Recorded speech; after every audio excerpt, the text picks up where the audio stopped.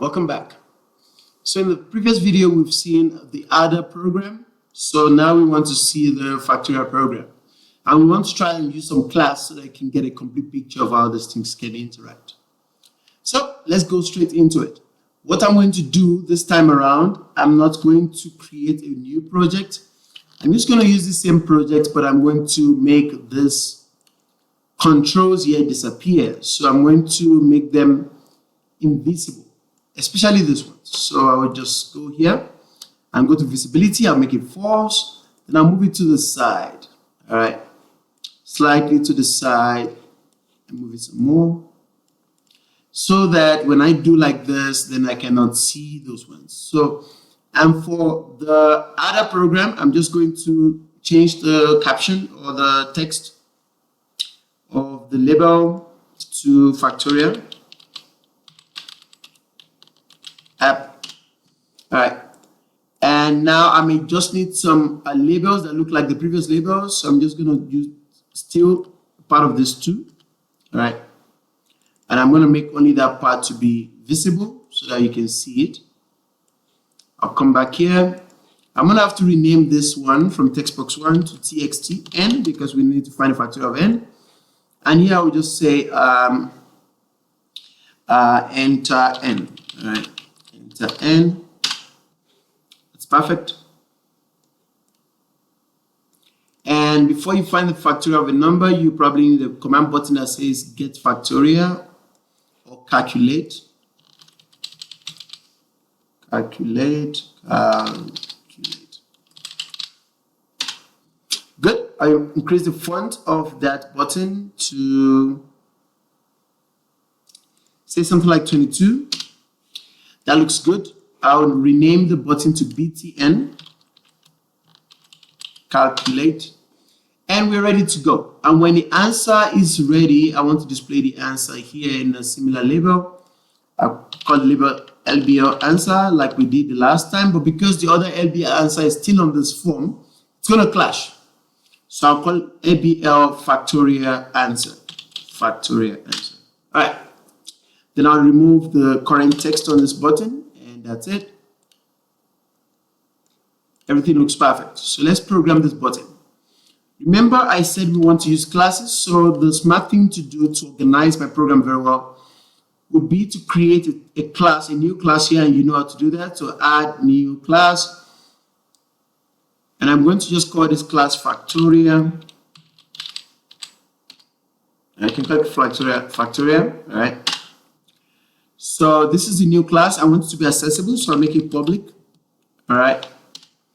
Then I'll put a method in this class that allows me to calculate factorial. So let's quickly do that. I'll call it public static because I don't want to be able to, I don't want to create an instance of it before I can reference it. It returns an integer. I'll call it get factorial. Okay, takes an integer n and returns a factorial. So int, I can call the return value factorial. At first it can be 1. You remember the factorial algorithm. So, and I can then have my algorithm for int I equals 1, I is less than or equal to n, and I plus plus. Okay. Then in this loop, I can then compute factorial by multiplying with I. And when that loop is done, then I can return factorial, whatever it is. And that's it. Looks just perfect. Job done. So I'm going to collapse this and go back to my forms. And when I say calc factorial, now I'm going to call that method. But first, I want to display the answer. So I'll say LBL factorial answer.text should be equal to factorial, which is the class, dot get factorial. Wait a second. Dot get factorial, which is the method in that class. Then give it a parameter. The n we want to give it is on the interface. So the n is inside is int.parse then txt n.text, and everything looks perfect. So so as you can see, everything looks perfect. Txt n.text, that is whatever is in the n text box, and we convert it to an integer first so that the factorial method can use it. The factorial method, however, returns an integer, and if you want to store that integer in a text box like this, in a label, because label takes string, then you better convert it to string. So that's to string. So everything looks perfect. Everything works perfectly well. And now let's go ahead and run this. It's coming up. All right, here we go. So if I have 5, I get 120. If I have 4, I'm supposed to get 24, and if I have 6, I'm supposed to get 720, and 7 is supposed to be 5040. Everything works perfectly well. All right, so that's your Factorial app there, right there. So get practicing. As an extra practice, please think of scenarios where the user enters a 0.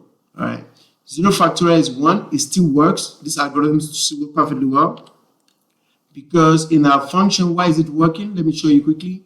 It's because in our Factorial class, we initialize n fact to 1 anyway, and you're going from 1. If you're going to 0, it's not going to work because you're going backwards.